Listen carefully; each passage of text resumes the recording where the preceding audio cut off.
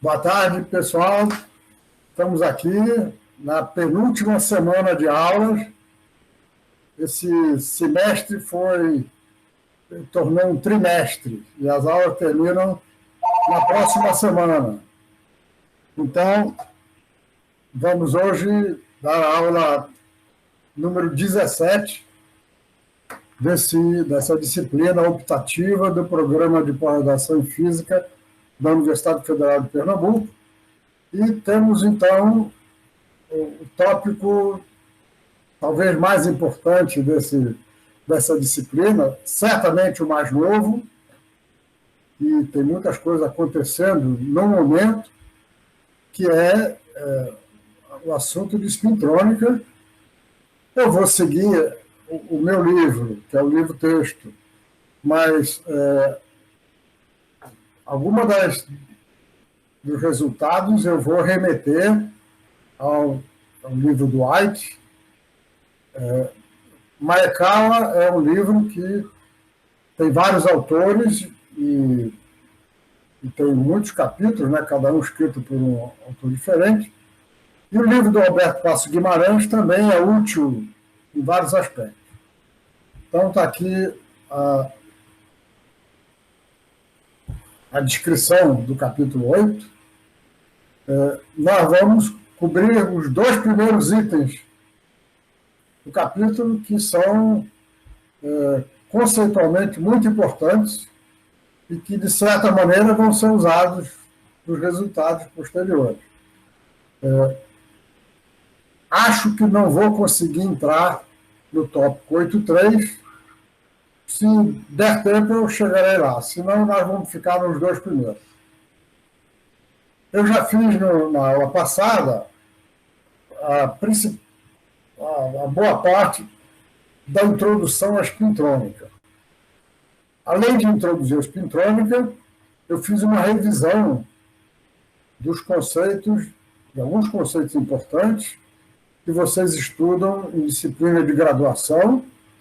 Então, nós mostramos como tratar quanticamente a corrente de deriva, drift em inglês, no metal ou no semicondutor. Mostramos o papel lá da esfera de Fermi.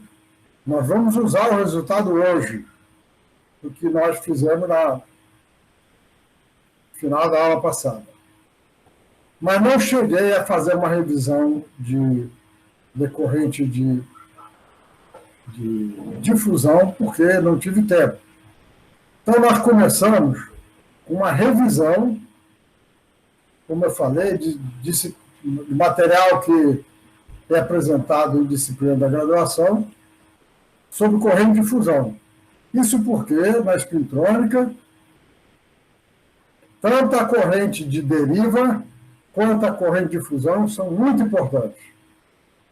O movimento de difusão, ele está presente na nossa vida, no dia a dia. Está presente toda vez que nós tomamos uma xícara de café ou café com leite. Se nós pegarmos uma colherada de açúcar e despejarmos, não estou sugerindo fazer isso com o café de vocês, não, mas pode ser algumas gotinhas numa tigela com água, nós não precisamos fazer nada.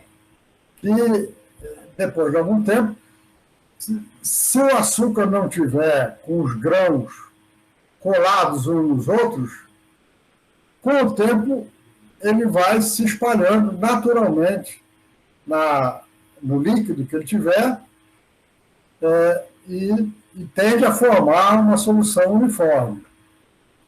E isso é resultado da agitação térmica, como nós vamos ver daqui a pouquinho. Mas cada grãozinho desse aqui, isso seria perfeito se nós tivéssemos aqui moléculas.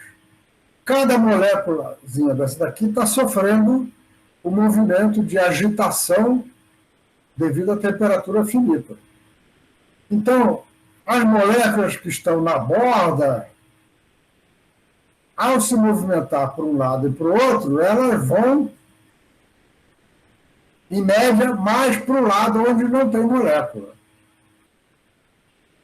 Então, gradualmente, uma solução como essa vai se tornando uniforme. Com açúcar, isso é difícil acontecer, porque, como eu falei, ele é feito de grãos, e os grãos, comumente, eles são agregados de outros grãos e eles não se dissolvem facilmente. Agora, com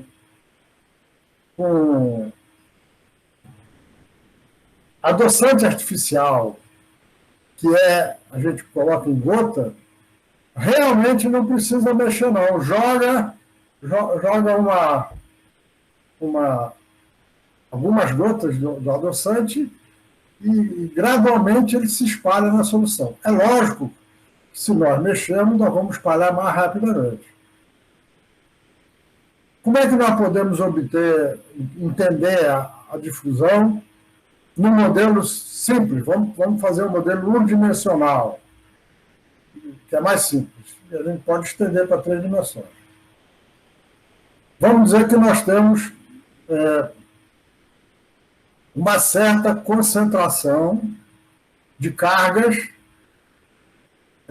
representada por N de X, número de partículas por unidade de volume. E vamos considerar que nós temos uma corrente de difusão aqui. Então, nós fazemos aqui duas seções espaçadas de ΔX, nesse sistema em uma dimensão. Nós estamos supondo que tem uma corrente de difusão. Então, aqui nós temos uma densidade de corrente de difusão, que é J de difusão em X. E aqui uma corrente de difusão em X mais ΔX.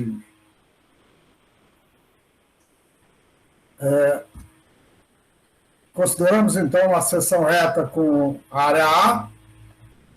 E vamos considerar, para simplificar, que esse ΔX é o livre caminho médio. O livre caminho médio é a distância média que as partículas percorrem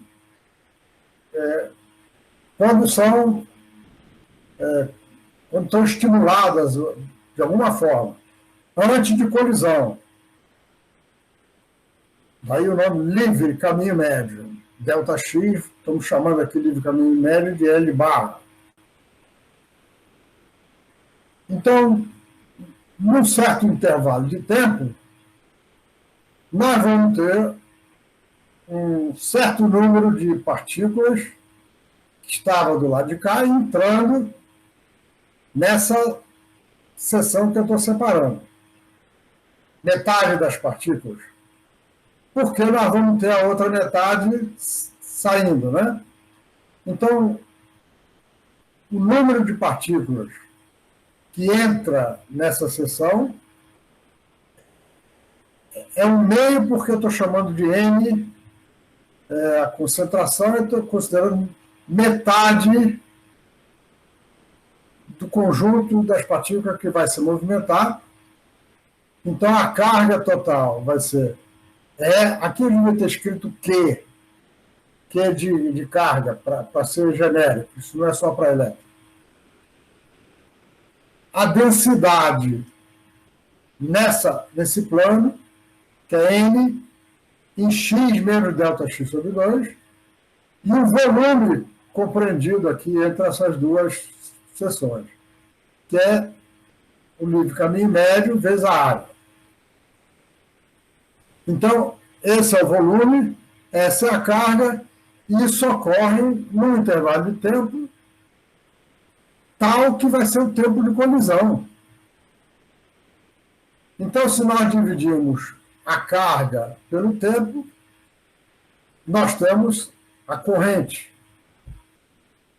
Se eu estou tratando de elétrons, esse E vai ser negativo, mas eu não vou botar ele negativo aqui, não. Eu vou levar ele até mais adiante. Então, essa é a carga total. Não é a densidade de carga, é a carga total. Do mesmo modo, vejam aqui, eu tenho metade das partículas saindo. Metade entra, metade sai.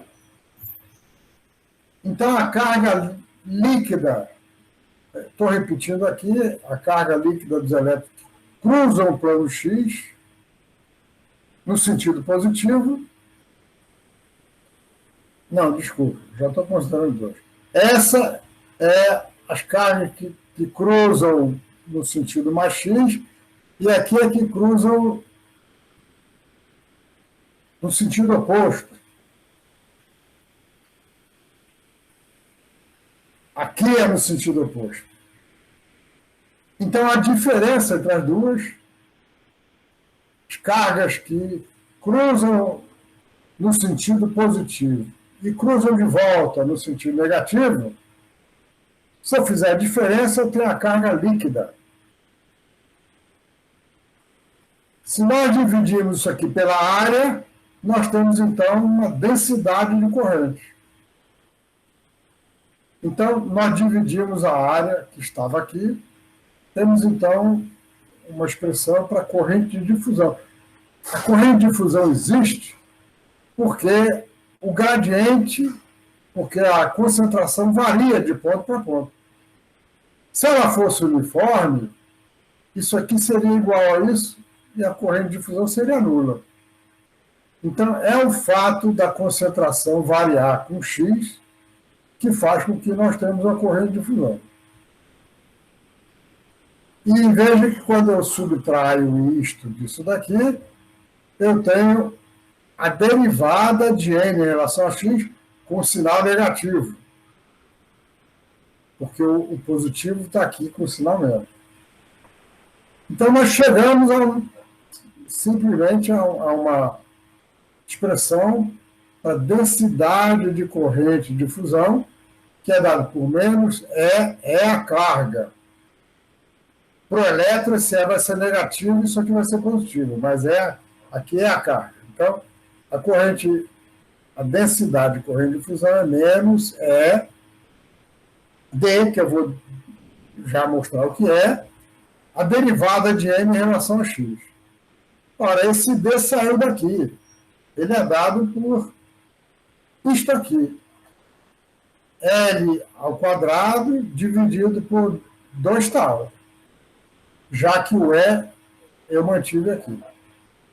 Então, o livre caminho médio ao quadrado dividido por 2 vezes o tempo de colisão é o coeficiente de difusão.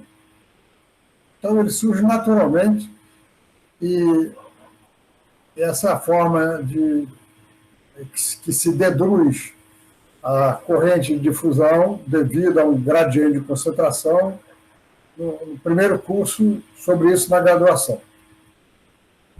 Em 3 dimensões, naturalmente, a corrente de difusão vai ter aqui o gradiente de N no lugar de dN dx. Isso aqui nós fizemos para uma dimensão, em 3 dimensões vai ser gradiente de N. Então, isso aqui é uma expressão geral para densidade de corrente de difusão. Ela envolve uma carga, o coeficiente de difusão e o gradiente da concentração. Concentração é número de partículas por unidade de volume. Alguma pergunta?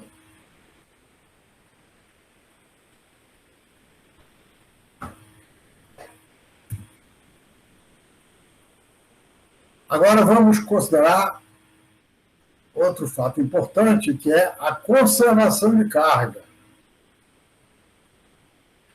Vamos considerar que I é a corrente líquida que entra no volume A ΔX. Se nós dividirmos I por A ΔX, nós temos Jx menos J de x mais ΔX sobre ΔX, que é a derivada da densidade de corrente. Como I é dq dt, e nós sabemos que a densidade de carga é Q dividido pelo volume, dividido por AX. Nós podemos escrever o I como dQ dt, usar para Q ρ vezes A delta X, e nós chegamos, então, a uma relação entre a densidade de carga, a densidade volumétrica de carga, e a densidade, né, por área da densidade de corrente. Isto aqui é, então, uma relação entre a densidade de carga e a densidade de corrente, que vem do fato de que a carga é conservada. Em 3 dimensões, a derivada da corrente vai dar divergência de J. Então, divergência de J é menos dρ dt, e essa é a equação de continuidade de carga. Essa equação de continuidade para várias outras grandezas, né? Vocês sabem disso. Aqui nós estamos usando, então, a continuidade de carga e vamos usar isso para chegar a uma equação para o gradiente de concentração. Porque essa equação de continuidade de carga está me relacionando J com ρ, e ρ é proporcional ao gradiente proporcional à concentração de partícula.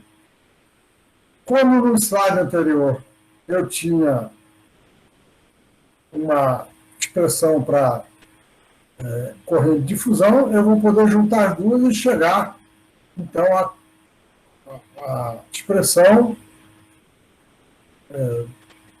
da equação de difusão. Então, repetindo aqui, divergência de J é menos dρ dt, vem da continuidade de carga, ρ é igual a E vezes N. O E vai ser negativo, mas eu estou mantendo aqui para qualquer carga. Como nós mostramos anteriormente, a corrente de difusão, a densidade de corrente de difusão é menos D vezes o gradiente de M.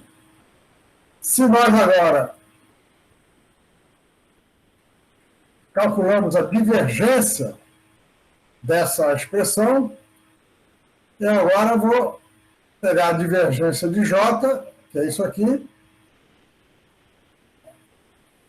e vou então pegar esse dρ dt e colocar do outro lado. Só que esse lado aqui eu vou ter divergência do gradiente. E divergência do gradiente é o laplaciano.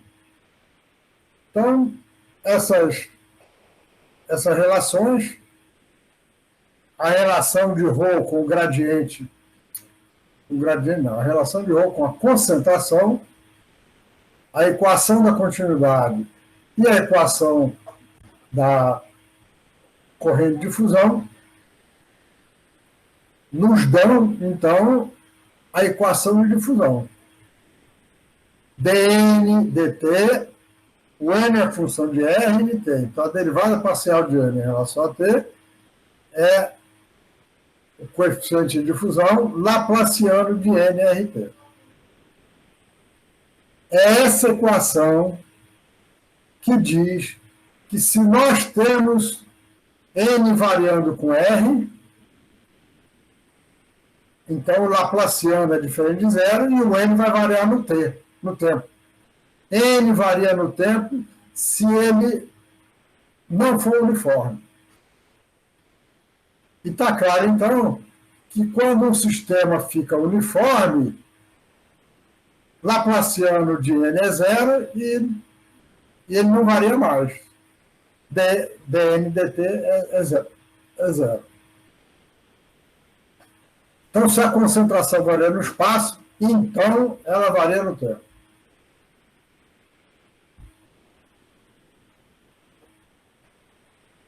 De uma maneira geral, em muitos sistemas, nós temos gradiente de concentração, mas também temos campo elétrico. Então, a corrente total é dada pela soma da corrente de deriva, que nós estudamos na última aula, com a corrente de difusão. Ora, se nós aplicarmos um campo elétrico no material, nós vamos ter um potencial elétrico. O potencial elétrico varia ao longo do material, porque o campo elétrico é menos o gradiente de φ. Ora, se o potencial elétrico varia ao longo do material, então ele vai fazer o potencial químico variar. Nós tratamos na última aula do potencial químico e vimos que quando o potencial químico é diferente em duas posições do material, ele vai provocar uma corrente elétrica. Nós chamamos de potencial químico com o subscrito C, o potencial químico num sistema não perturbado. Então, nós vamos chamar o potencial químico agora de μ, em que ele é igual ao μc não perturbado, mais E vezes φ. É a carga do elétron, que vai ser negativa. Mas isso aqui vale para qualquer carga, vale para buracos, vale para buracos ou para elétrons. Ora, como é menos o gradiente de φ, e essa expressão nós mostramos na última aula, uma variação na concentração de portadores produz uma variação no potencial químico, que é dado simplesmente por ΔN dividido pelo número de partículas no nível de Fermi. Então, com esta relação daqui e com esta relação daqui, eu tenho que o gradiente de μ, desculpa, isso aqui vem simplesmente daqui. Não, vem das duas. É lógico.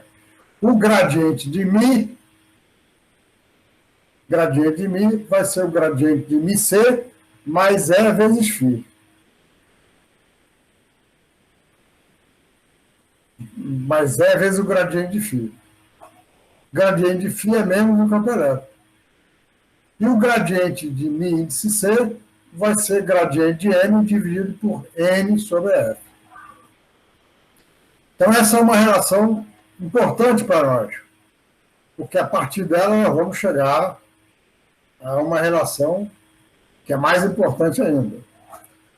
Se nós tivermos um sistema em equilíbrio, o gradiente do potencial químico é nulo. E nesse caso, nós tiramos daqui que J é sigma E menos E ao quadrado de N no nível de Fermi vezes o campo elétrico.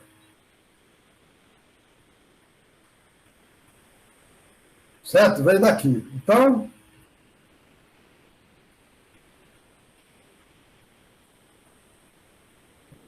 se gradiente de μ é zero, nós temos essa relação, daqui e daqui. Em equilíbrio térmico, J é igual a zero. Então, sigma E é ao quadrado de N de F.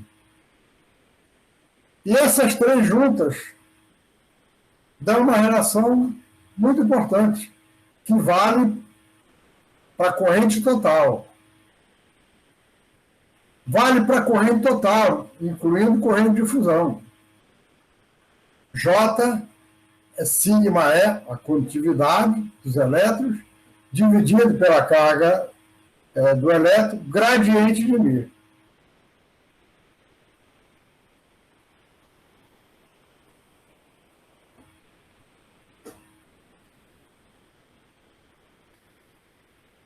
Até agora nós não falamos no spin do elétron, mas nós precisamos considerar o spin. Aliás,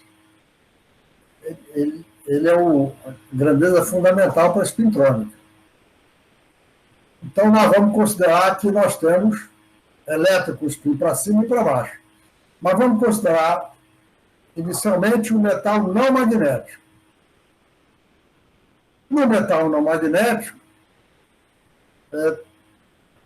a energia do elétron independe do spin. Mas nós precisamos separar as bandas. Então, nós vamos ter uma banda para elétron com spin para cima, outra banda para elétron com spin para baixo, e elas são caracterizadas por densidade de estado. Lembre que nós usamos a grandeza N maiúsculo para representar densidade de estado. Eu chamei a atenção que muitos autores usam a letra D maiúsculo. Mas como aqui a gente usa para D o coeficiente de fusão, usamos para D também o parâmetro de exchange, então é comum no sistema magnético não se usar o D para uma outra coisa. Então nós usamos o N. Embora o N também sirva para número de partículas. É um problema. O nosso alfabeto, mesmo considerando a letra grega, tem poucas letras. Faltam letras para a quantidade de grandezas físicas que nós temos. Então, nós estamos representando aqui a densidade de estados para elétron com spin para cima e aqui a densidade de estado para elétron com spin para baixo. E as duas, como nós mostramos na última aula, são descritas por funções parabólicas porque estamos na aproximação que a energia é parabólica. Aí a densidade de estado também é parabólica. Agora, é importante caracterizar que nós temos duas densidades de estados. E na espintrônica, elas vão ser diferentes em muitas situações. Se nós temos duas densidades de estados, nós vamos ter dois potenciais químicos. Um potencial químico para elétrons com spin para cima e outro para elétrons com spin para baixo. As coisas ficam mais complicadas se o metal for magnético. Porque se ele for magnético, existe a interação de exchange entre os spins. E o que a interação de exchange faz é deslocar as energias dos elétrons. E com isso se desloca as bandas. Então, a banda de elétron para cima, ela abaixa e com isso nós vamos ter mais elétrons com spin para cima do que elétrons com spin para baixo. Certo? Essa área daqui é maior do que essa. E eles completam os estados até o nível de Fermi. Isso aqui é em T igual a zero. Em T igual a zero, o nível de Fermi coincide com o potencial químico. Então, eu chamei isso aqui de F, mas poderia ter chamado de Mi, potencial químico.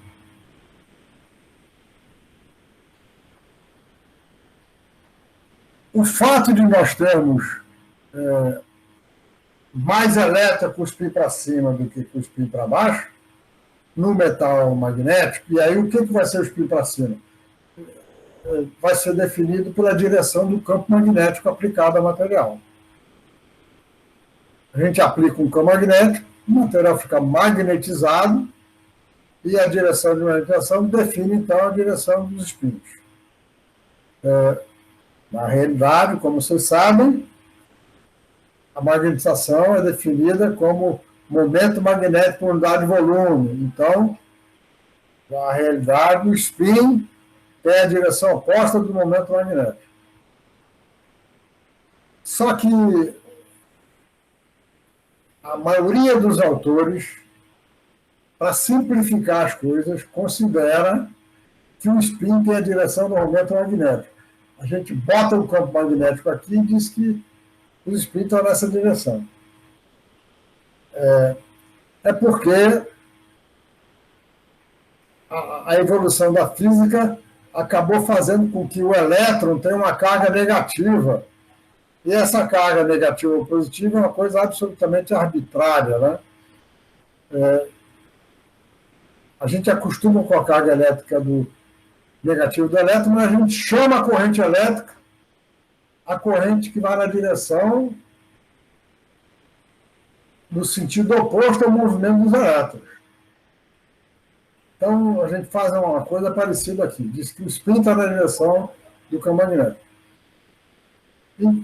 Então, materiais magnéticos têm diferentes bandas, diferentes configurações de bandas. Então, quando a gente passa uma corrente no material magnético, nós vamos falar isso depois, como tem mais elétrons com spin numa direção, a corrente fica polarizada.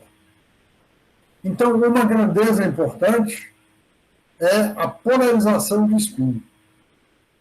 Materiais magnéticos, metais magnéticos, quer dizer, são caracterizados por polarização de spin, que é dada pela diferença entre a densidade de estados com spin para cima e spin para baixo no nível de Fermi, dividido pela soma da densidade de estado.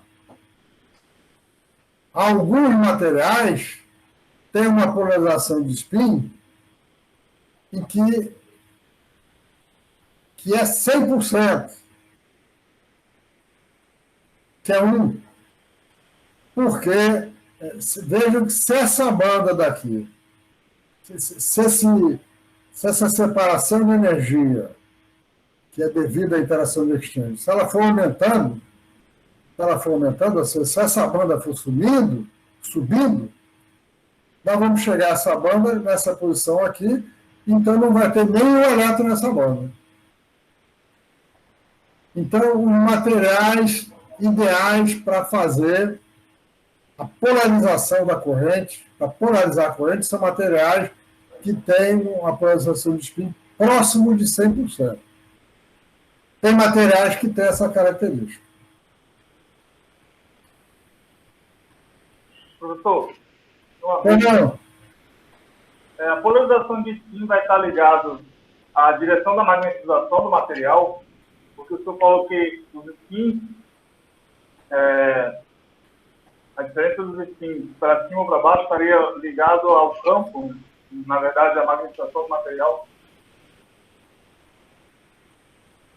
Mas você perguntou localizado, que isso não é localizado, nós estamos falando dos elétrons distribuídos no sistema. Então, você aplica um campo magnético e, com isso, vai ficar com mais spin numa direção do que na outra. E quando passa uma corrente elétrica por um sistema desse tipo, elétrons que têm spin, a seção de choque, ela é maior entre elétrons que têm spins opostos. Então, a corrente vai sair polarizada. Entendi. Obrigado. Bem, então, se nós tivermos o metal magnético pode ser, aliás, desculpe, metal não magnético. Aliás, o que eu vou fazer aqui, tanto faz, se é magnético ou não. Nós temos que considerar que os elétrons têm spin, então, como eu falei, tem 2 potenciais químicos, portanto, nós vamos ter 2 correntes, vamos usar sigma para representar a direção do spin, para cima ou para baixo. Então, aquela expressão que eu obtive da relação entre a densidade de corrente e o gradiente do potencial químico, ela vale agora para qualquer dos spins. Mas ela vai para o spin. Aqui não tem mistura de spin. Se esse aqui é para cima, esse é para cima e esse é para cima. Então, como nós já vimos, uma corrente de carga é aquela em que elétrons com spin para baixo ou para cima, tanto faz.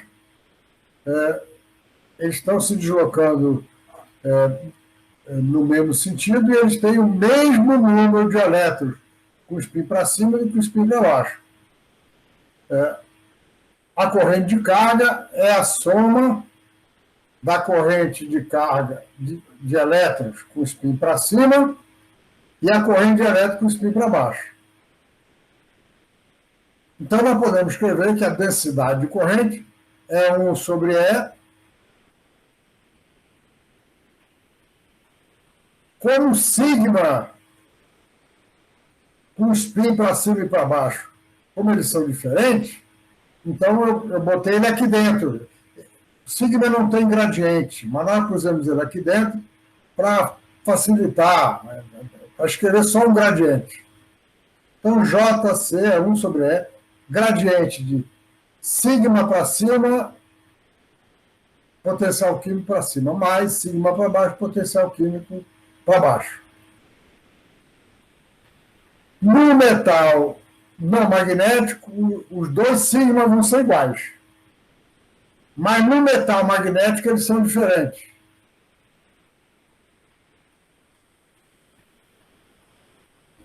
Uma corrente pura de spin, como nós já vimos, é uma corrente em que elétrons com spin para baixo se deslocam no sentido e elétrons com spin para cima no outro sentido. Isso vale para todos os elétrons. Spin para baixo é para a esquerda, spin para baixo para a esquerda, para baixo para a esquerda. Spin para cima para a direita, para cima para a direita, para cima para a direita, para cima para a direita. Então, nós definimos corrente de spin como sendo a diferença entre as correntes com spin para cima e a corrente com spin para baixo. Então, eu tenho uma expressão para densidade de corrente. 1 sobre E, gradiente, sigma para cima, mi para cima, menos sigma para baixo, mi para baixo. Então, isso é uma definição formal da corrente pura de spin no metal qualquer. Qualquer metal, magnético ou não magnético.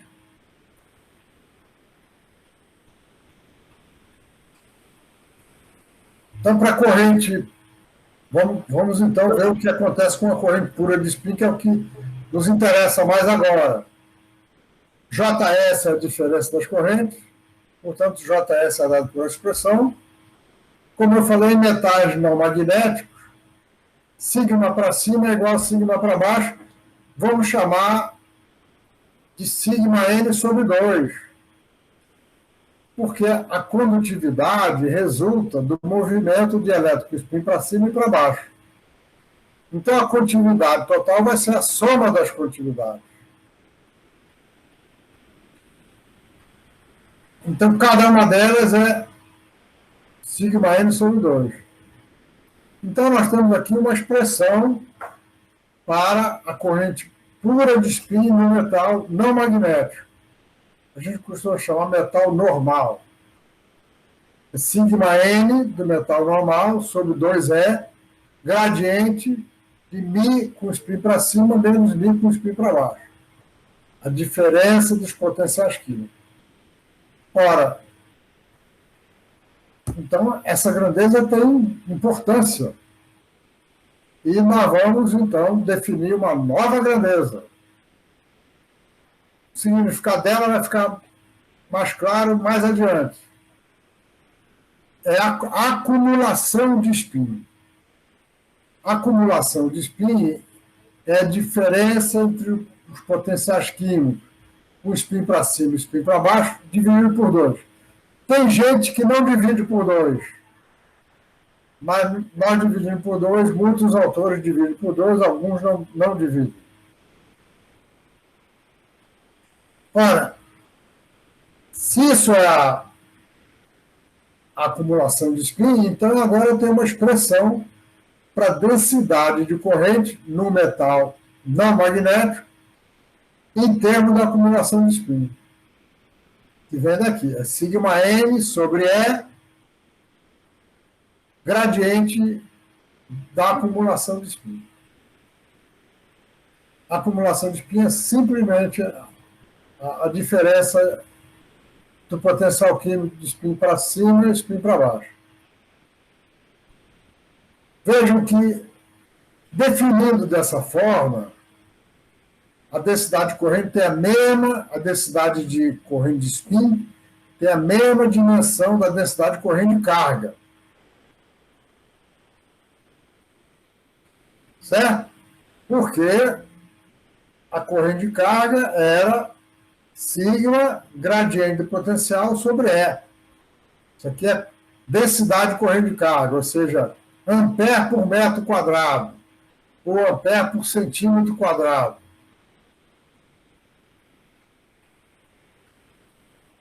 Mas, em muitas situações, é importante caracterizar a corrente de spin em termos de momento angular por unidade de área e unidade de tempo.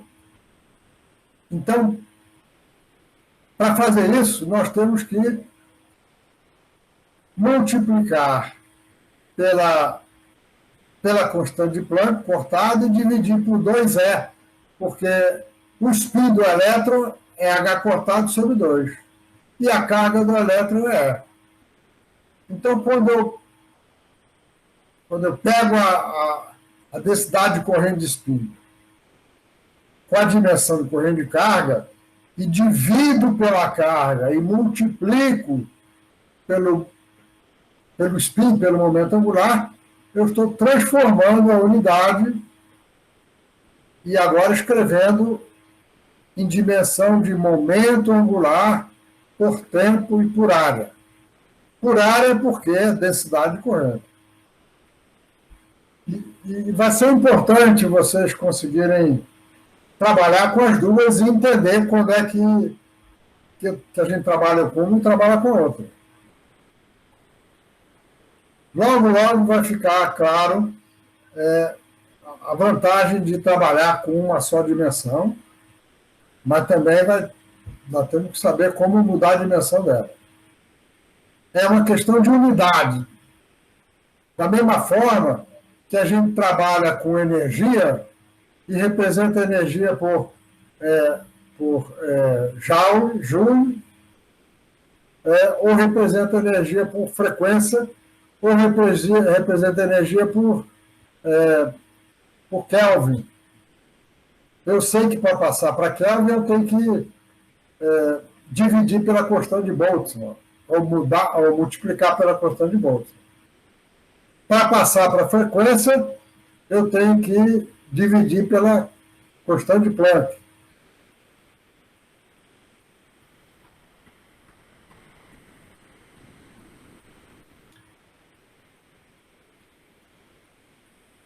Então, vamos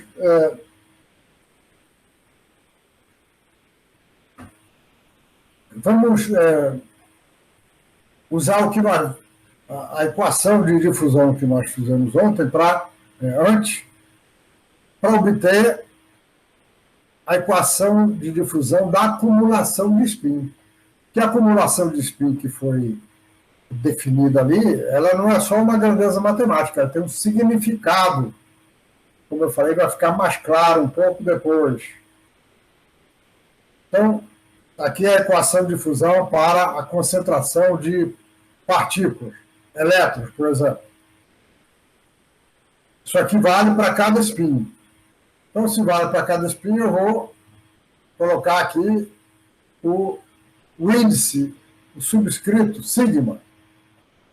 Eu tenho uma concentração de elétrons com spin para cima e com spin para baixo.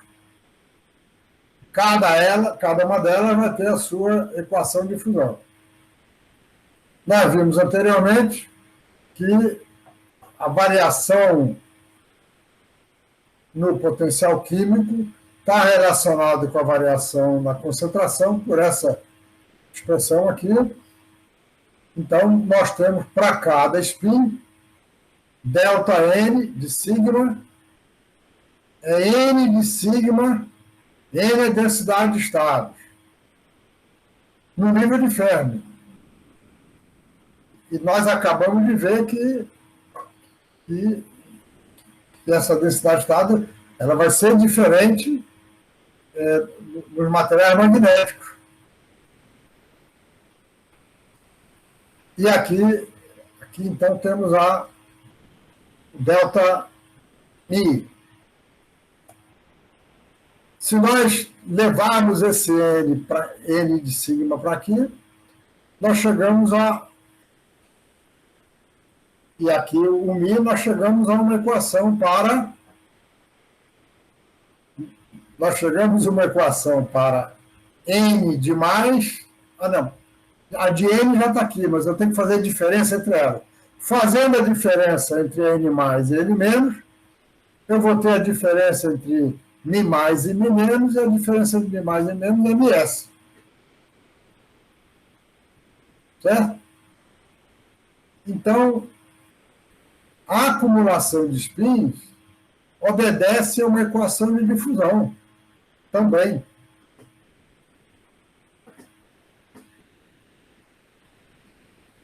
Os potenciais químicos para cada spin obedece a equação de difusão, então a acumulação de spin também obedece a equação de difusão.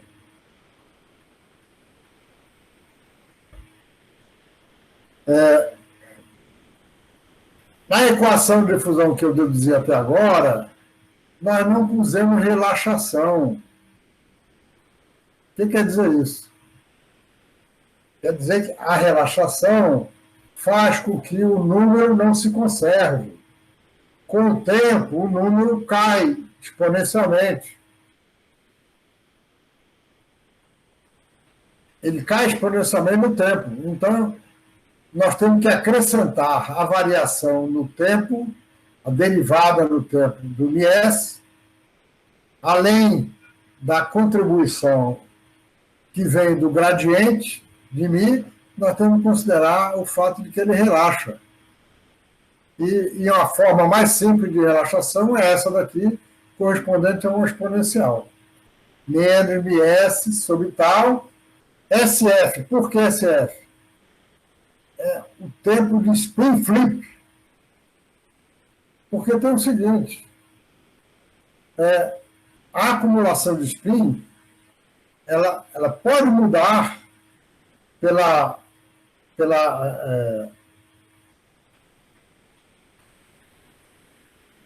ela não vai mudar pelo desaparecimento de partícula, porque a elétron não desaparece.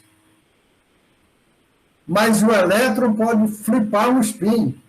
Se eu tenho um elétron aqui, e quando ele sofre uma colisão, isso acontece com frequência, ele flipa o spin, então, esse tempo daqui é um tempo especial. É o tempo de relaxação spin flip. Esse nome é um nome importante, se bem que mais adiante nós vamos passar a chamar isso aqui de tempo de difusão, que tem a ver com a difusão. Porque se o spin muda, a acumulação de spin cai. Então, a principal causa da queda no tempo da acumulação de spin é o flip do spin, não é o desaparecimento de elétron. O elétron não desaparece.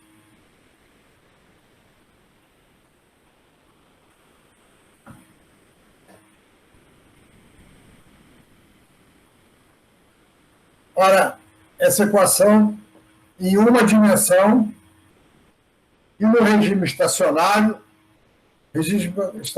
quer dizer dmi dt igual a zero. Se eu faço dms dt igual a zero e considero laplaciano só na direção y, a solução em regime estacionário em uma dimensão, faltou escrever aqui em uma dimensão, é simplesmente a soma de exponencial. Uma exponencial caindo com y, outra exponencial subindo com y, em que esse lambda n vai ser simplesmente d vezes o tal, que vem aqui para cima, raiz quadrada. Certo? E lambda n tem a dimensão de um comprimento.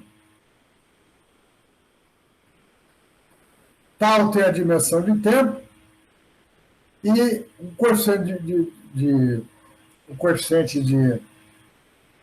de fusão, ele tem a dimensão de tempo, ele tem a dimensão de comprimento ao quadrado sobre tempo. Veio lá de trás. Era L barra ao quadrado sobre o tempo de relaxação.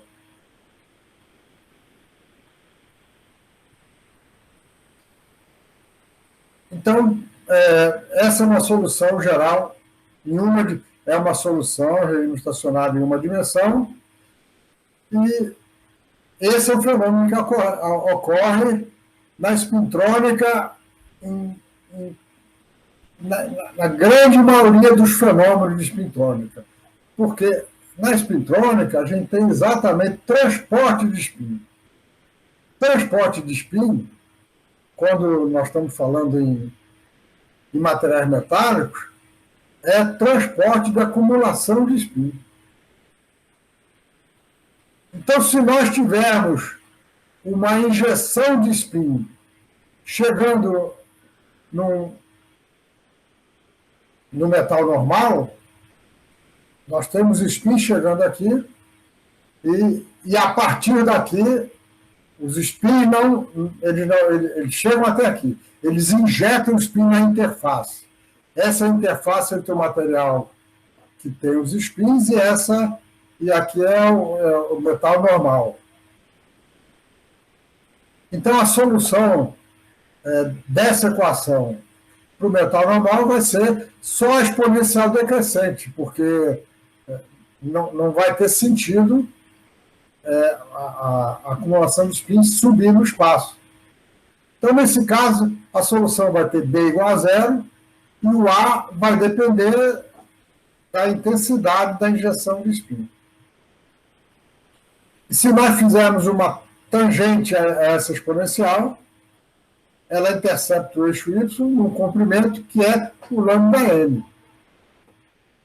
Certo? Aquilo que aparece a primeira vez em circuito RC. Primeira vez que a gente se depara com uma exponencial caindo no tempo em circuito RC, em que a carga ou a corrente cai exponencialmente e a constante de tempo do circuito é isso daqui. Aqui nós temos o comprimento de fusão. Isso quer dizer o seguinte: se nós temos um metal normal, mas isso aqui também vai valer para metal magnético, mas vamos considerar metal normal. Se nós temos um metal normal, no qual tem uma injeção de spin, a acumulação de spin vai caindo. Então, o comprimento característico dele é o lambda n. Isso quer dizer o seguinte: para comprimentos maiores do que 2 lambda n, tipicamente, já não tem injeção de spin. Então, o comprimento de fusão é uma grandeza muito importante. Platina, paládio, tungstênio, que são materiais muito usados em espintrônica. O comprimento de fusão é da ordem... Veja que eu estou chamando de comprimento de fusão. Aqui é comprimento de fusão mesmo, desculpa. Ele vai estar relacionado com o comprimento, com o tempo de spin flip, mas é comprimento de fusão que a gente chama. Ele é da ordem de 5 nanômetros, da ordem. Tem gente que mede 7, tem gente que mede 3. É dessa ordem, alguns nanômetros. Agora, cobre, prata, ouro, tem comprimento de fusão da ordem de 100 nanômetros. E esses materiais são usados em espintrônica com finalidade diferente. Naturalmente, porque o comportamento da acumulação de spin é muito diferente nele. Nós podemos definir mais outras grandezas importantes. Ora, se N spin para cima é a concentração de elétron com spin para cima, e N com spin para baixo é a concentração de elétron com spin para baixo, a diferença vai dar a diferença entre os dois Se nós agora multiplicarmos isso pelo valor do spin de cada elétron, eu tenho a densidade volumétrica de spins, porque N é número de elétrons por unidade de volume. Então, número de elétrons por unidade de volume vezes o spin do elétron é a densidade de spin. Sigma é o vetor, o vetor polarização de spin. Aquele mesmo sigma que eu usei para representar o spin. É um vetor unitário, certo? Sigma é um vetor unitário. Na direção de preferenciamento, a direção de alinhamento preferencial dos elétrons. Isso aqui é a densidade de spins. Ora, a densidade de spins também vai estar relacionado com a densidade da magnetização. Vou falar daqui a pouco nela. Ora, como a variação de N com spin é um meio da densidade de estado no nível de Fermi, Δμ, eu tenho uma relação entre a densidade de spin e a acumulação de spin. A densidade de spin é proporcional à acumulação de spin. E a proporcionalidade é H cortado sobre 2 vezes a densidade de estados no nível de Fermi. Vamos usar essa relação mais tarde para deduzir resultados importantes. Ora, se nós multiplicamos a densidade de spin por G mu B sobre H cortado, nós temos a magnetização criada pela injeção de spins. Se nós temos um material com uma certa densidade de spin, nesse material, localmente, nós temos uma magnetização incremental. Essa magnetização ΔM de N, estamos botando N porque é para metais normais. NB, N de F. Olha, N de F é densidade de estados. Nós usamos, às vezes, como eu falei, a letra N separada para representar um número. Mas toda vez que nós usarmos a densidade de estado, eu tenho que botar a função da energia.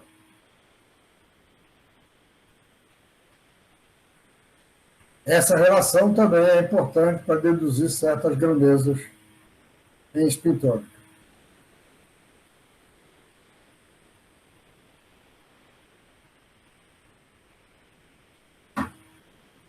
Alguma dúvida?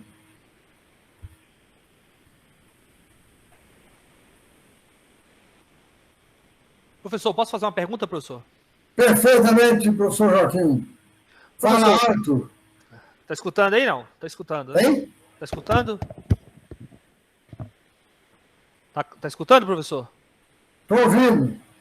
Professor, o ganho na acumulação de spins, necessariamente, ele ocorre em materiais magnéticos? O ganho de quê, Joaquim?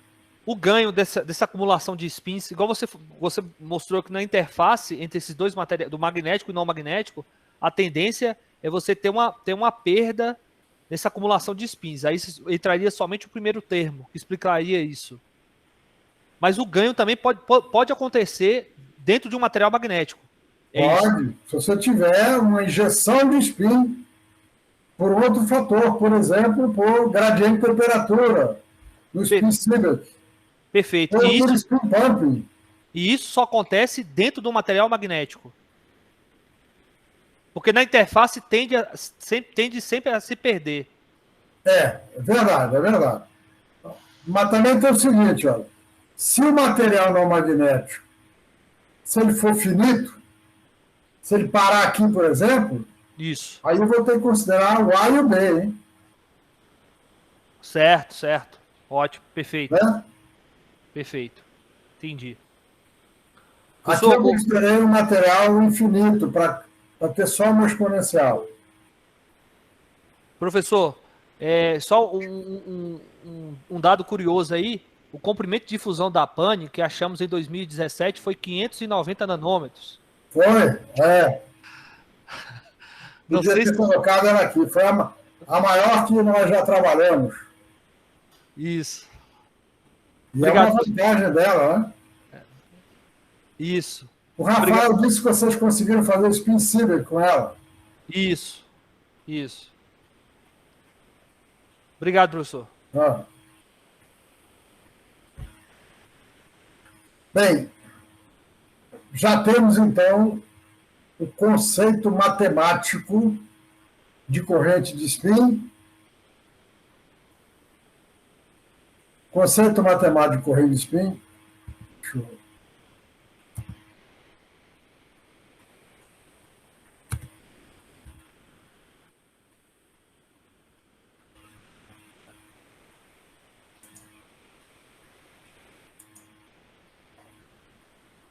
E agora vamos ver como é que nós podemos gerar uma corrente de spin ou converter uma corrente de spin em corrente de carga.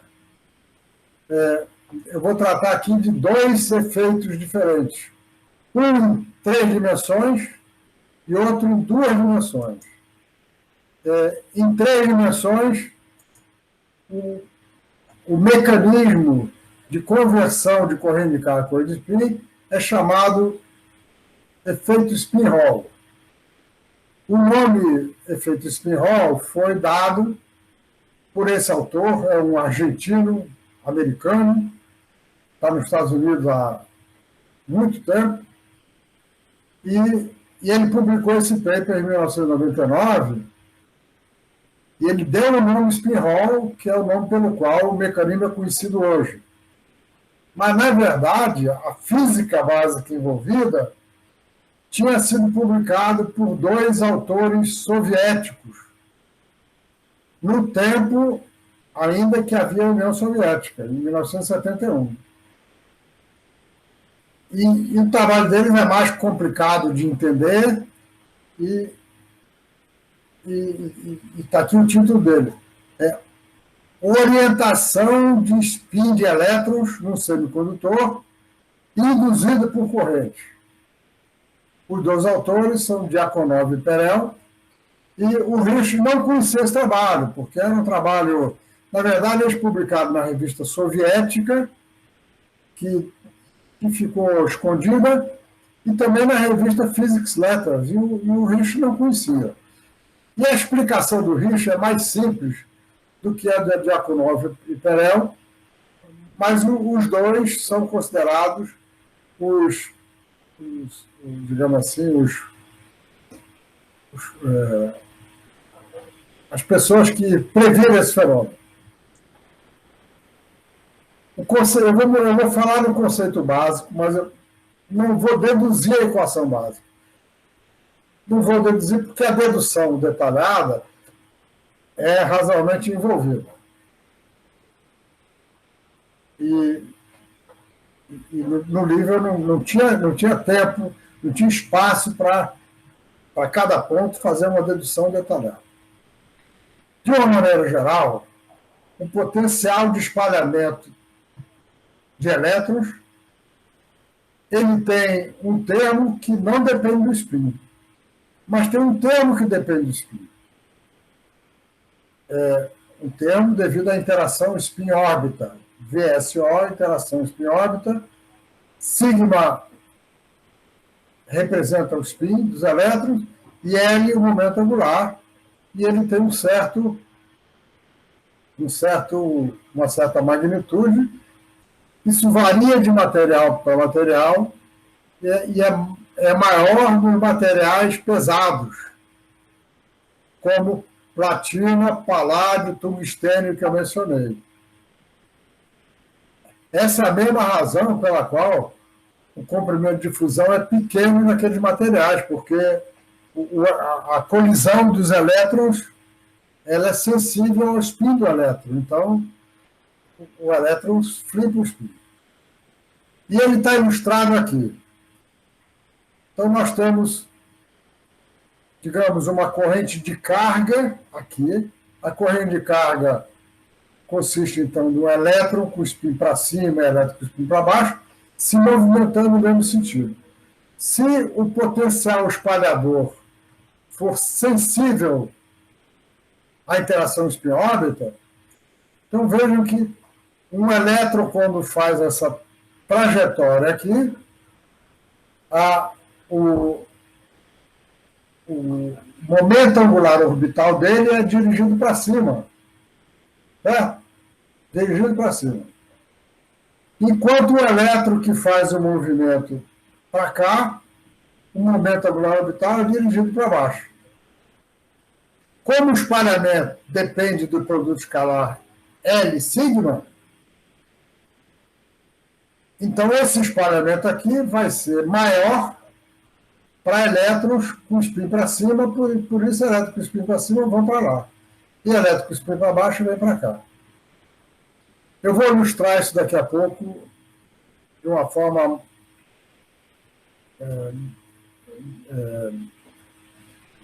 como é que chama? Movimentada com vídeo, né, vídeo, que vai ficar mais simples. Então, por que tem uma conversão? E esse foi o efeito que Risch estudou. Porque nós sabemos que quando nós temos uma corrente elétrica no material, se nós aplicamos um campo magnético, os elétrons vão se defletir, isso é o efeito Hall. Esse é o efeito Hall. No material ferromagnético, o efeito Hall é maior do que no material não magnético e é chamado de efeito Hall anômalo, porque, além do campo magnético, eu tenho a magnetização do material. E foi exatamente usando o argumento do efeito Hall anômalo que o Risch chegou a uma expressão e que é simplesmente uma proporcionalidade. Ora, se aqui eu tenho um elétron com spin para cima, indo para cima, e aqui um elétron com spin para baixo, indo para baixo, aqui eu tenho uma corrente de spin. A corrente de spin ela é simplesmente proporcional à corrente de carga. Veja que sigma é a polarização de spin. Sigma vetor JC vai dar, então, um produto vetorial que vai dar a direção de JS.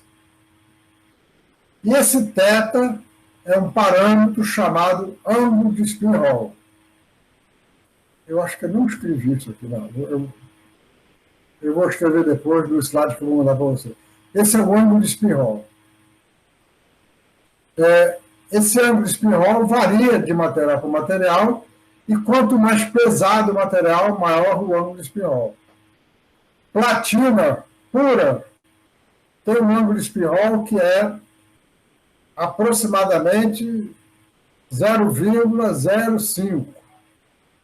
0,05 significa dizer que 5% dos elétrons que vêm aqui vão se deslocar. E é um número grande, porque nós temos 10 elevado a 23 elétrons por centímetro cúbico.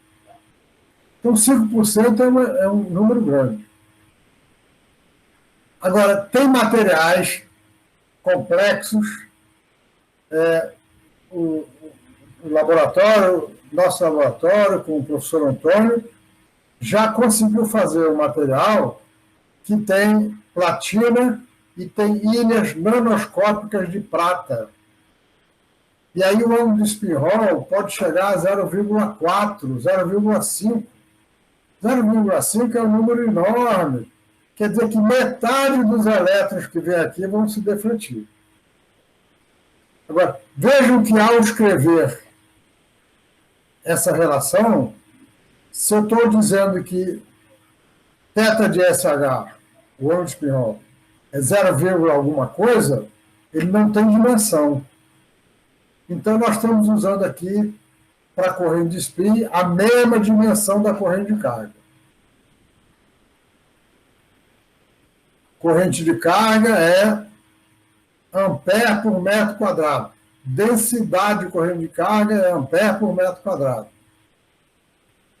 E nós estamos, então, usando a mesma dimensão que foi a que nós usamos para introduzir o conceito de densidade de corrente de spin.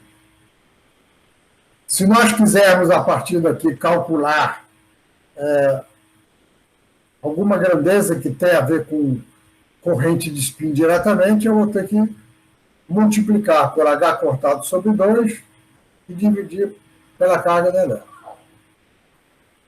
Ora, da mesma forma que o efeito spin-Hall converte carga elétrica, corrente de carga elétrica em corrente de spin, o efeito spin-Hall inverso converte corrente de spin em corrente de carga. Vejam que esses elétrons aqui são tais que o elétron com spin para cima movimenta para a direita, o elétron com spin para baixo movimenta para a esquerda. Então, isso aqui é uma representação de uma corrente de spin. Agora, a colisão dependente da interação spin-órbita vai produzir o mesmo efeito. Elétron com spin para cima vai se deslocar para a direita porque ele tem o momento angular orbital para cima. Mas aqui o elétron está indo para a esquerda, então ele veio daqui.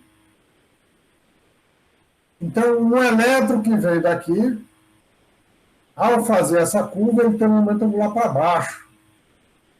E, portanto, ele faz essa curva. Então, aqui nós temos uma corrente de spin e aqui nós temos uma corrente de carga. Porque nós temos aqui os elétrons se movimentando no mesmo sentido. Um elétron entrando aqui e fazendo isso. Isso vai ficar mais claro na figura que eu vou mostrar daqui a pouco. E qual é a relação entre elas? Olha, a relação entre elas é a mesma, só trocando a ordem do produto vetorial. Temos que trocar a ordem do produto vetorial, porque nós estamos vendo aqui que sigma estava para cima, JC vai dar JS. E aqui, JS sigma que vai dar JC. Agora, veja, eu não posso pegar essa expressão e substituir aqui, não. Se eu substituir o JC aqui, eu vou chegar a uma relação absurda. Então, essa expressão só vale para o efeito spin-Hall. E essa expressão só vale para o efeito spin-Hall inverso.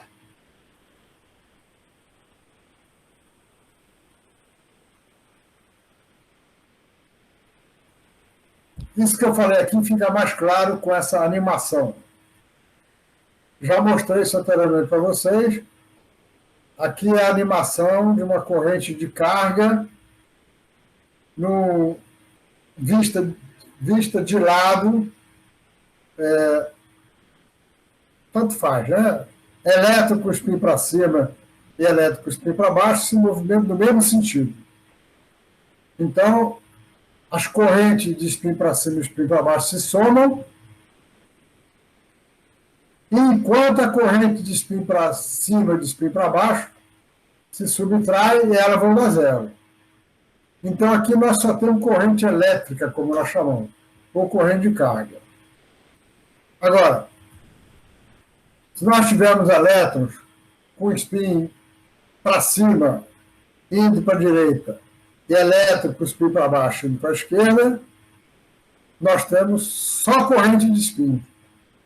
Porque a corrente de carga vai ser a soma das duas e elas têm sentido oposto e elas se cancelam. Enquanto na corrente de spin elas se somam, porque eu tenho a subtração, eu estou subtraindo. Só que uma é no sentido, a outra é no outro sentido. Professor, uma pergunta. Uma característica da corrente pura de spin é que ela não tem transferência de carga, né? Ela como dá para ver na própria Exato. na animação. Certo. E uma coisa que assim, ela não tem movimento de carga, mas tem movimento dos elétrons, né? Só que eles estão indo em sentidos opostos. Então, não tem corrente líquida de carga. Sim, sim.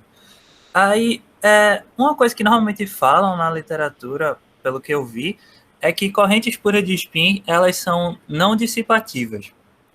Só que eu estava pensando, se o elétron se move, ele deveria ter colisões e, consequentemente, ter perdas. Ou o senhor sabe explicar por que elas têm tão baixas perdas? Ela não é dissipativa em isolantes, mas em metais ela é dissipativa.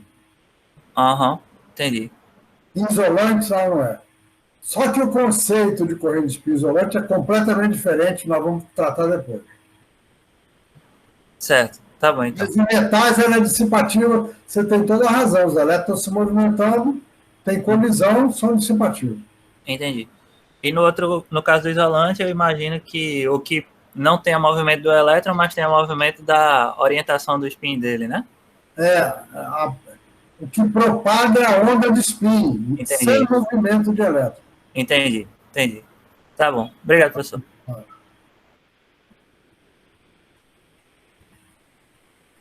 Então, a ilustração do efeito spin-Hall e do efeito spin-Hall inverso fica mais clara agora,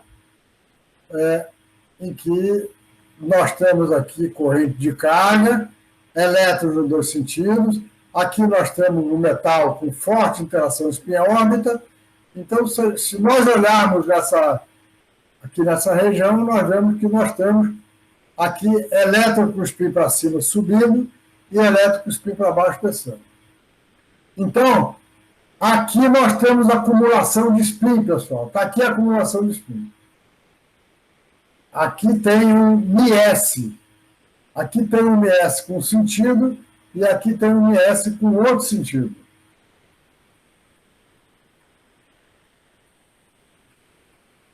Esse é o efeito spin-Hall.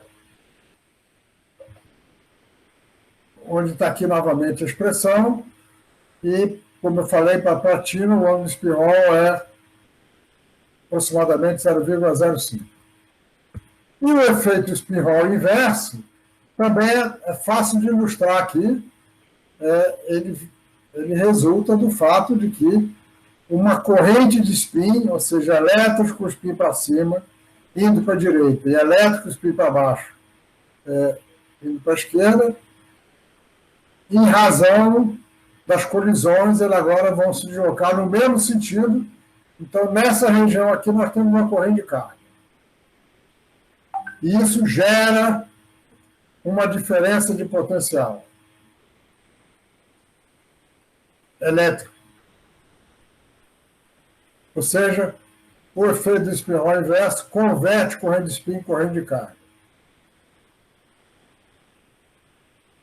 E esses dois mecanismos são importantes para nós termos uma interação, digamos assim, entre fenômenos de spintrônica e fenômeno de eletrônica. Porque na eletrônica a grandeza básica é a corrente elétrica. Na spintrônica, uma grandeza básica é a corrente de spin.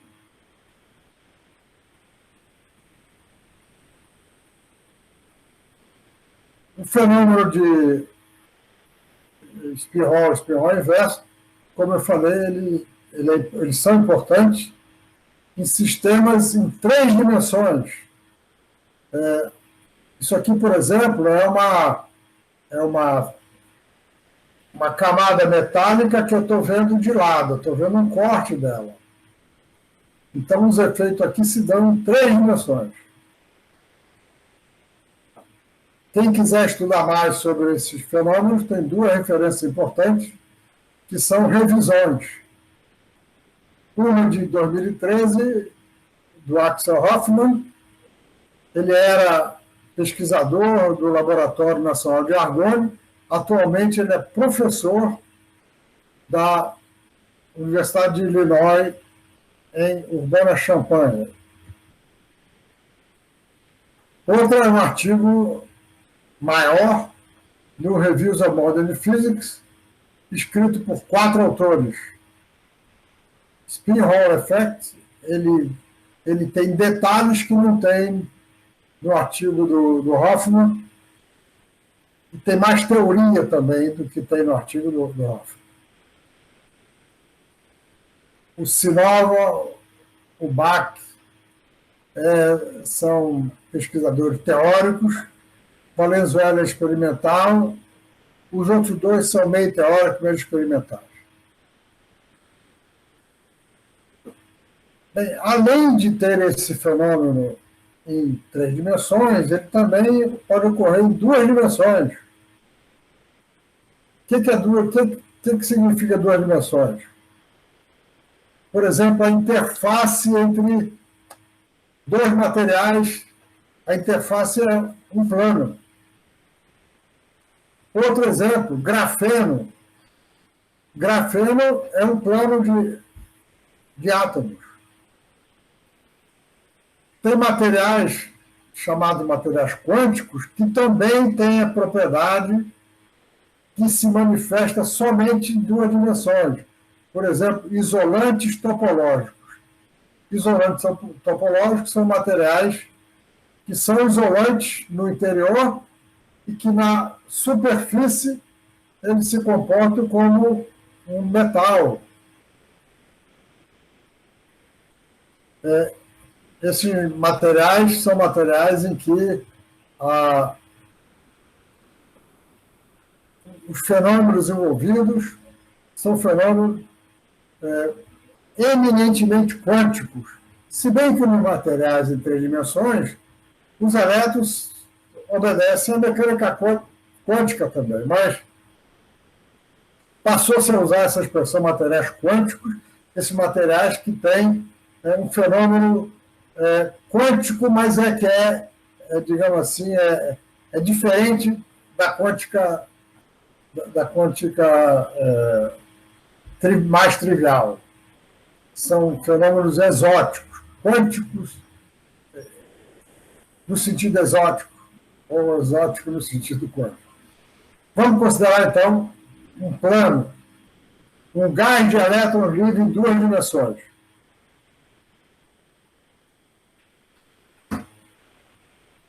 Se os elétrons estão livres, o hamiltoniano dos elétrons só tem energia cinética.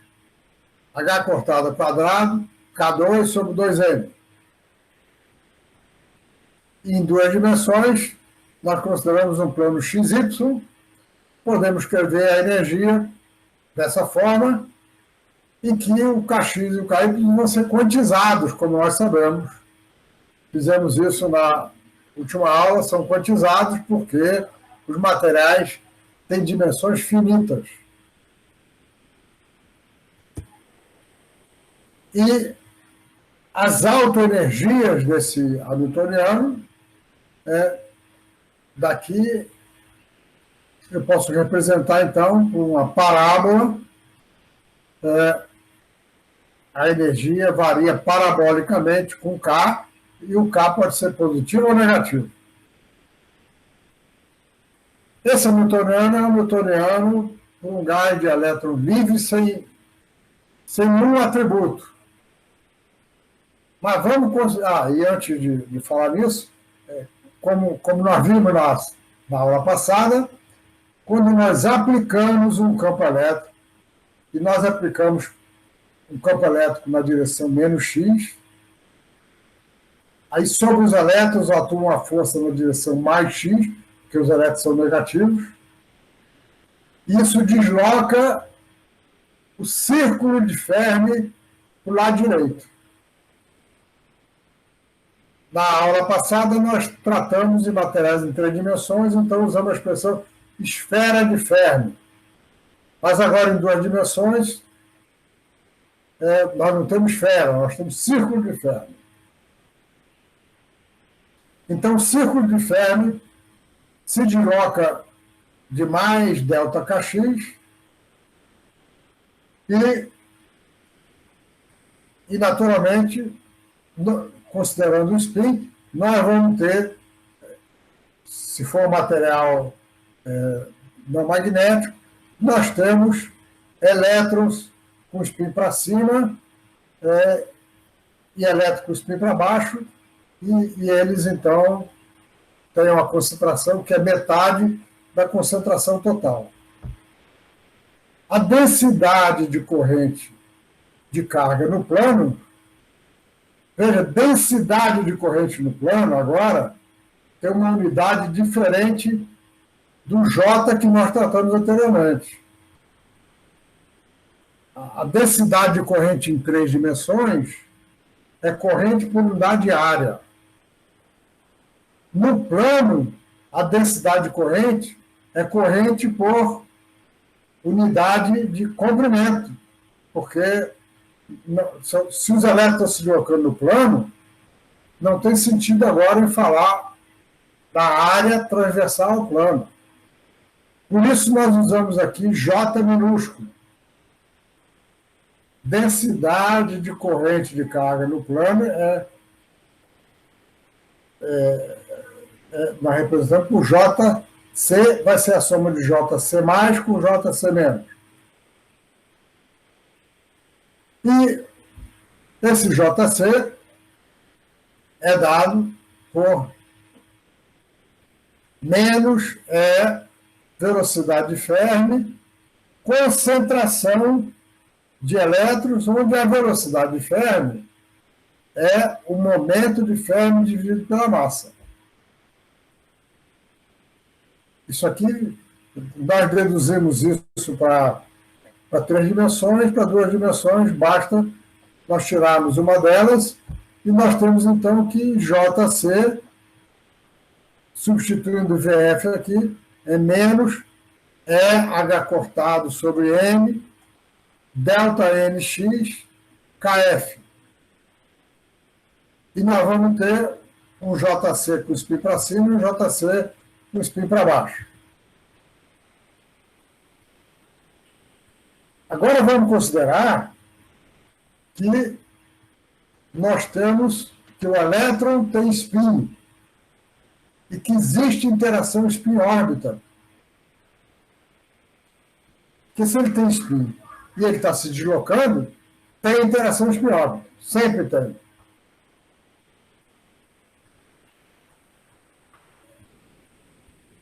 A interação spin-órbita, aqui é a expressão deduzida no livro do White, que deduz os hamiltonianos básicos, ela tem esse fator aqui, relativístico, o elétron. Aliás, eu demonstrei isso logo na segunda aula. O elétron tem origem relativística, quântica. A interação spin-órbita vem do fato de que o elétron se movimentando com uma órbita, existe um campo, ele está vendo um campo elétrico, e como ele tem uma certa órbita, esse campo elétrico relativístico vai se comportar como um campo magnético. Então, o spin interage com o campo magnético. Então, a newtoniana interação spin-órbita é dado por essa expressão, onde o momento angular é L vetor P. Vetor posição, produto vetorial com o momento. Então, vejam, se agora eu tenho um potencial, e se esse potencial depende da órbita, desculpa, esse potencial daqui era potencial dos átomos, não era da órbita ainda. Eu tenho elétrons que estão se movimentando, eles estão interagindo com os átomos, eles estão vendo os átomos, eles estão vendo o campo elétrico dos átomos, mas agora eu vou colocar aqui o potencial que vem da interação spin-órbita. Não tinha colocado ainda, é agora que ele vem. E quem colocou esse potencial a primeira vez foi um russo chamado Rashba. Rashba A partir dessa expressão aqui, em que o P vai dar o K, o R perpendicular ao plano, é o Z, e o alfa R vem desse coeficiente aqui. Então, Rashba escreveu o hamiltoniano Rashba desta forma. Alfa R, que é chamado parâmetro de Rashba, Z, vetor K, sigma E. Por que o Z é perpendicular ao plano? Porque se eu tenho elétrons se movimentando no plano, é o fato de haver uma quebra de simetria no sentido normal ao plano, que vai introduzir um campo elétrico efetivo. Então, se nós pusermos esse hamiltoniano de Rashba aqui, a curva de energia do elétron vai ficar diferente, porque ela agora tem que depender do spin do elétron. O hamiltoniano, então, agora tem a forma do hamiltoniano livre. Eu considerei esse potencial aqui constante e botei o efeito dele no seu gradiente. Aí, no seu gradiente, ele faz aparecer, então, o termo de Rashba. Então, veja o que acontece agora. A energia vai depender do K. E depende do spin. Se o spin for para cima, o K num sentido vai ter uma energia. E o K no outro sentido vai ter uma energia diferente.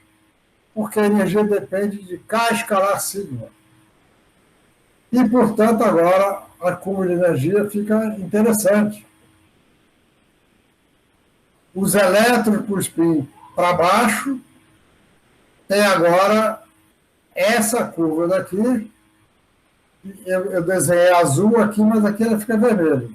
Elétron com spin para baixo tem essa curva, é uma parábola, e uma parábola que se deslocou para a esquerda e deslocou para baixo. Por que ela deslocou para baixo? Porque tem um termo aqui. Calcular esse deslocamento é um problema. O livro fala nele, mas é um probleminha que vai estar na lista de vocês da quarta-feira. É um problema fácil. Então, elétrico spin para baixo tem essa curva, elétrico spin para cima tem essa curva. Mas por que eu mudei a cor aqui? Eu mudei a cor antes de falar mudar a cor. Antes de falar mudar a cor, deixa eu introduzir mais um conceito importante aqui. Ora, vejam que esse termo de energia, ele tem esse termo aqui multiplicado escalarmente por sigma. Sigma é spin. O que multiplicado por spin vai dar energia? Campo magnético. Certo? Spin é proporcional à magnetização. Então, esse termo aqui é proporcional a um campo magnético. E ele é conhecido, então, como campo Rashba. O campo Rashba é proporcional a alfa R, Z, produto vetorial K. A proporcionalidade vem simplesmente do que eu preciso fazer para passar de spin para magnetização. É um G B sobre H cortado aqui. Mas agora tem uma coisa importante que veio daqui. Por isso, eu mudei a cor da curva. Como nós sabemos, os elétrons vão ocupar as energias até o nível de Fermi. Vamos dizer que o nível de Fermi está aqui. Se o nível de Fermi está aqui, olhando de cima, eu vou mostrar essa figura daqui a pouco, nós vemos aqui círculo de Fermi. O círculo de Fermi é no plano Kchin-KY, enquanto que essa figura aqui é K e E. Mas eu vou juntar as duas daqui a pouco. Então, vejam o que acontece. Quando Kx é positivo, elétrons aqui vão estar com o spin para baixo. Enquanto elétrons desse círculo de Fermi, aqui vão estar com o spin para cima, porque o K é negativo. E quem que faz o spin aqui ficar para cima e aqui para baixo? É o campo Rashba. Por quê? Porque o campo Rashba é criado pelo potencial dependendo da interação spin-órbita. Ele cria um campo efetivo. Então, esse campo vai fazer o seguinte: quando o K é negativo, ele vai fazer com que o spin aqui seja para baixo, e aqui seja para cima, e aqui para baixo, e aqui para cima. Então, para nós vermos esse conjunto, nós precisamos de uma figura em 3 dimensões. Aqui está o plano de movimento dos elétrons, Kx e Ky. Aqui estão as superfícies de energia. E esse plano aqui é o plano que define a energia de Fermi. Os elétrons que interessam são os elétrons que têm energia de Fermi, que são esses elétrons que se movimentam, tá certo? Então, nós temos aqui elétrons que, dependendo do K no plano, eles vão ter spin no sentido ou spin no outro. Isso é chamado travamento de spin. Travamento, spin, momento. Em inglês, spin, momentum, locking.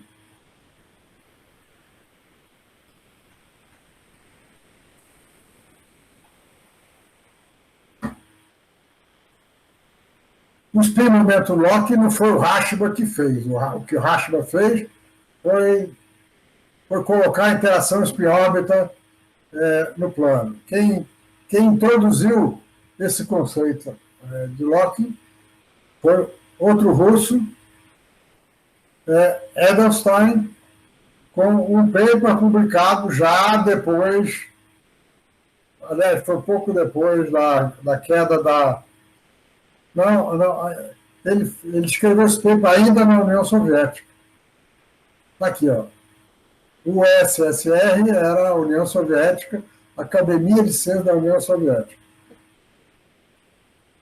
Ele escreveu numa revista russa, mas ele, ao mesmo tempo, ele mandou para a Solid State Communication. Como a queda do Muro de Berlim foi em 89, foi nessa época que o Império lá desmontou. O trabalho foi submetido quando estava havendo a Revolução Russa. Edelstein percebeu o seguinte: uma corrente elétrica num plano que tem interação, no qual a elétron tem interação spin-órbita, produz polarização de spin. Então, está aqui a figura que eu mostrei anteriormente, sem campo elétrico aplicado. Sem campo elétrico aplicado, não tem polarização de spin, porque para cada elétron com spin para cima, eu vou ter um elétron com spin para baixo. Para cada elétron com spin para cima, eu vou ter um com spin para baixo. O número de elétrons com spin para cima é igual ao número de elétrons com spin para baixo. Agora, se nós aplicarmos um campo elétrico, e nós vamos botar um campo elétrico no sentido menos x, os círculos de Fermi agora vão se deslocar. eles estavam aqui na origem, eles se deslocaram dessa maneira, e com isso vocês veem que nós temos mais estados preenchidos com elétron com spin para cima.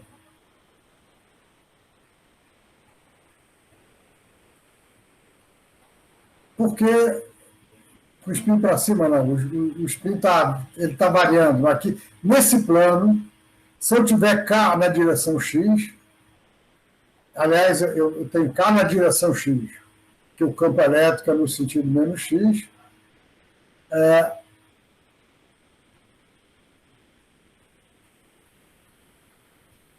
a corrente líquida de carga é no sentido menos X, mas o K se desloca no sentido mais X, porque o elétron é negativo. E com isso nós vamos ficar com mais elétron com o spin para cima. Então, Edelstein percebeu isso.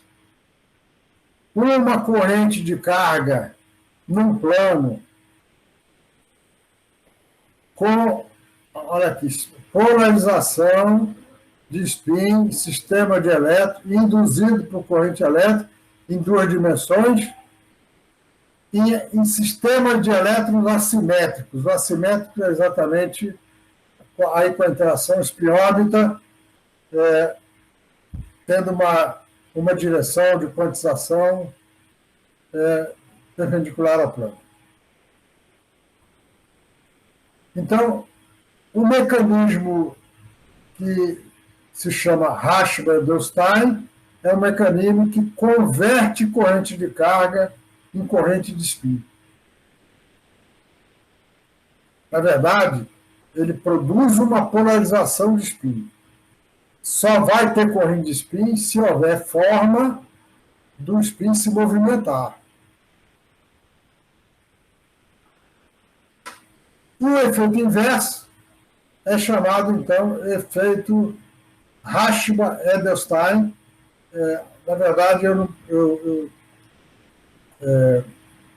tem gente que chama de efeito Edelstein, tem gente que chama de efeito Rashba-Edelstein. Eu prefiro chamar Rashba-Edelstein, mas aqui eu esqueci de botar. E eu vou corrigir antes de mandar o slide para vocês. Efeito Rashba-Edelstein. Porque sem o Rashba não haveria Edelstein. Mas tem gente que chama de Edelstein. E tem gente, a mesma pessoa, que chama dos dois de maneira diferente. O efeito Rashba-Edelstein inverso, eu botei aqui na sigla, mas não botei no nome. É o efeito recíproco. O efeito recíproco é o quê? É o seguinte: se nós, de alguma forma, injetarmos uma polarização de spin aqui, nós fazemos uma separação entre os dois círculos de Fermi. E os dois círculos de Fermi, eles têm raios diferentes. Então, se eles se separam... Deixa eu voltar um pouquinho aqui. Isso é importante chamar a atenção. Os dois círculos de Fermi têm raios diferentes. Aqui, os dois se deslocaram no mesmo sentido, que foi devido à corrente elétrica. Aqui, eles se deslocam em sentidos opostos, porque uma polarização de spin aqui vai fazer crescer o número de estados com spin para cima e vai fazer decrescer o número de espaços com spin para baixo. Isso corresponde a deslocar o círculo de Fermi. Porque o círculo de Fermi define os estados que estão ocupados.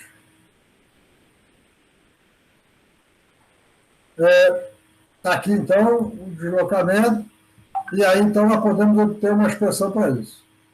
Como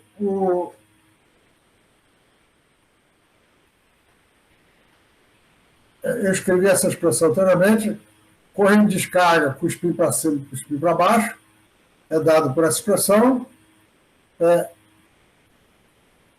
JS é delta M, a variação na concentração, dividido pelo...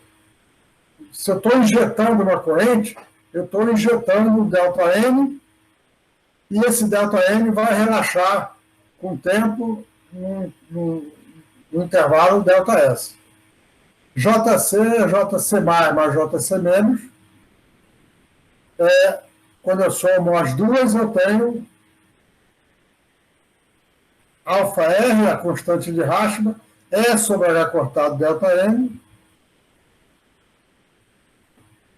e está aqui a expressão essa densidade de corrente de spin, é uma densidade de corrente de spin em 3 dimensões, porque a corrente de spin está chegando no plano, é uma corrente tridimensional, enquanto a corrente produzida no plano é uma densidade de corrente no plano.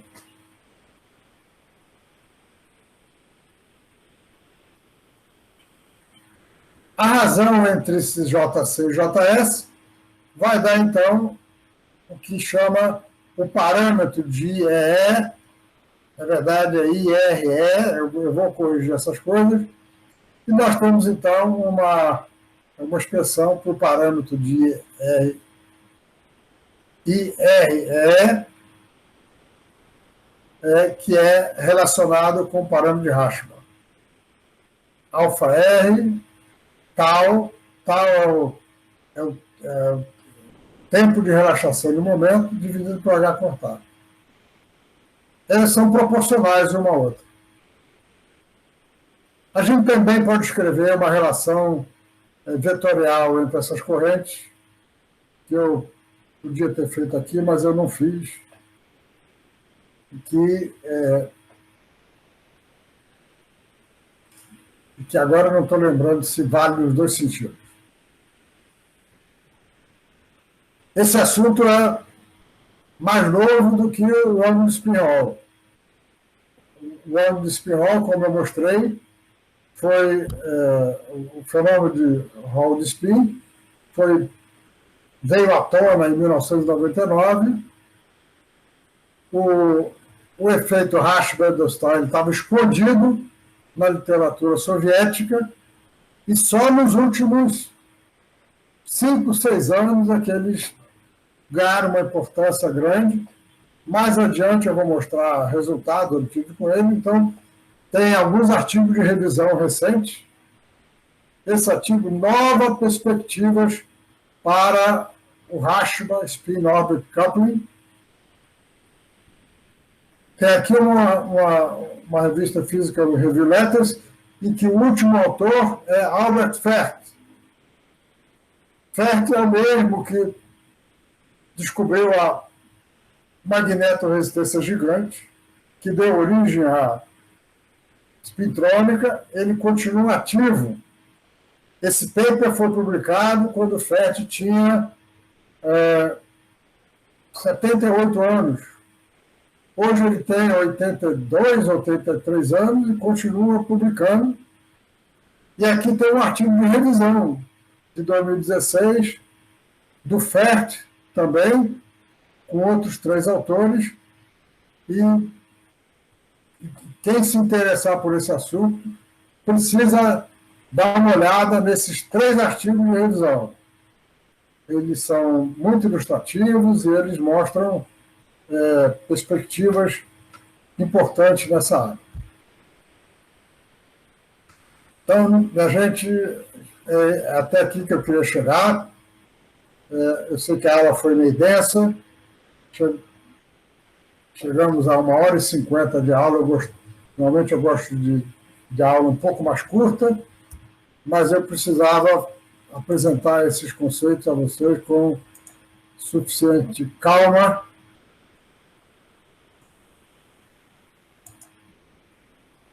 E temos ainda alguns minutos para dúvidas e discussões.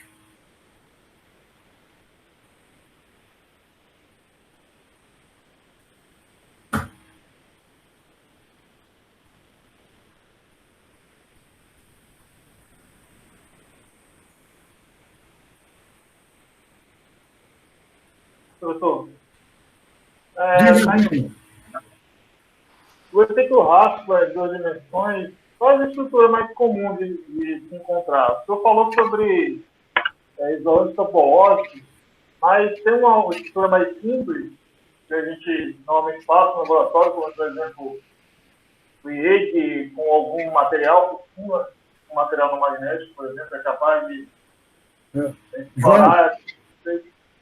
Perfeito. Eu vou mostrar, acho que não vai ser ainda na próxima aula. Talvez seja no final da próxima aula. Resultados obtidos no nosso laboratório com 4 materiais diferentes. Existe uma família de semicondutores dicalcogenetos metálicos de transição, são semicondutores, mas que eles formam camadas e os elétrons se propagam, os elétrons se movimentam, então, nesses planos em 2 dimensões. É possível fabricar também sistemas em que os elétrons ficam em superfícies. Aliás, em sistemas semicondutores, não sei se você viu isso no curso de semicondutor, em semicondutor são muito importantes dispositivos que têm camada metálica em contato com o semicondutor. Isso, por exemplo, ocorre nos transistores de MOSFET. Os MOSFET, que são usados aqui no dia a dia, em qualquer equipamento eletrônico, ele tem uma interface metal-semicondutor. Dependendo das funções de trabalho dos materiais, ele forma um poço de potencial, que é uma coisa pontiaguda, assim. E aí você forma naquela interface uma camada de elétrons, que é chamada camada de elétrons em 2 dimensões. Em inglês é 2D Electron System. 2D Electron System é uma expressão conhecida. Os sistemas 2D em elétrons são estudados há 20 e tantos anos, 30 anos. Agora, em espintrônica, eles só apareceram nos últimos tempos. Então, tem um conjunto de materiais e que tem o seguinte: tem certos materiais em que a eficiência de conversão, 2 dimensões, eficiência de conversão de corrente de spin, corrente de carga, é maior do que o efeito spin-Hall. E as pessoas estão trabalhando loucamente para conseguir sistemas fáceis de fazer que tenham uma eficiência de conversão grande, que é necessário para você ter um acoplamento entre equipamentos dispositivos de eletrônica e dispositivos de spintrônica.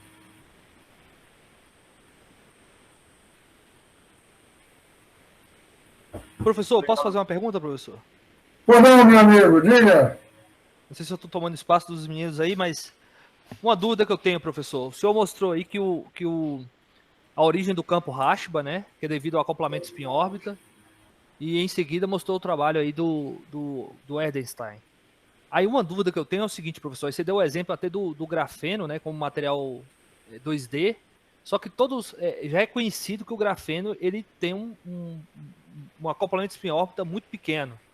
Então, em alguns sistemas, um jeito de você induzir o acoplamento spin-órbita é por efeito de proximidade magnético. Então, coloca o grafeno em contato com o material magnético. A inclusão desse efeito de proximidade magnético naquele campo Rashba é uma coisa simples de fazer isso? Isso aparece naturalmente?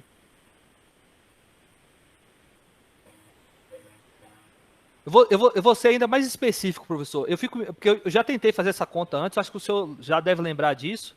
Eu tentei fazer uma vez o cálculo do campo do campo de exchange devido ao efeito de proximidade magnético sentido pelos portadores de carga do grafeno, levando em consideração o resultado do efeito Rashba-Erdős inverso. Só que a conta não é tão trivial. Por isso que eu estou perguntando se... Veja, trivial não é, Joaquim, porque você tem... O Bauer perguntou isso insistentemente, né? Foi. Digamos, você tem o IEG, né? Lá na superfície do IEG, você tem, então,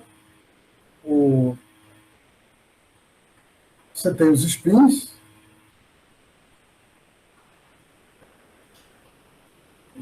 não, eu ia falar uma besteira. Não, Joaquim, eu não sei como calcular. Porque no efeito Rashba, a gente precisa, digamos assim, do que é do campo Rashba. Ou seja, o campo Rashba, a energia de Rashba dá diretamente o campo Rashba.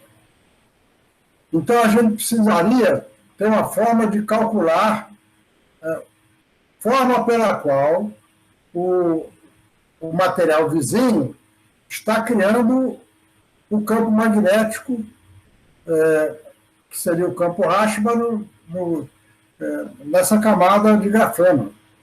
Eu não sei como fazer isso, não. Não, perfeito, professor.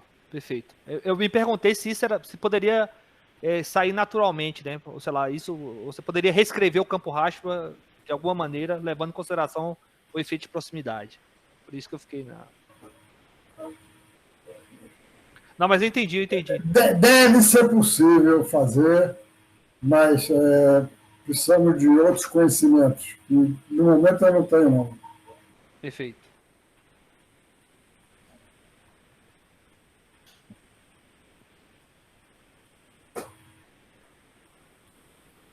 Tá bom, pessoal. Acho que por hoje está bom. Obrigado. Agradeço a atenção dos que sobreviveram. Metade foi embora. Até quarta-feira. Caio, obrigado a todos vocês. Vamos lá.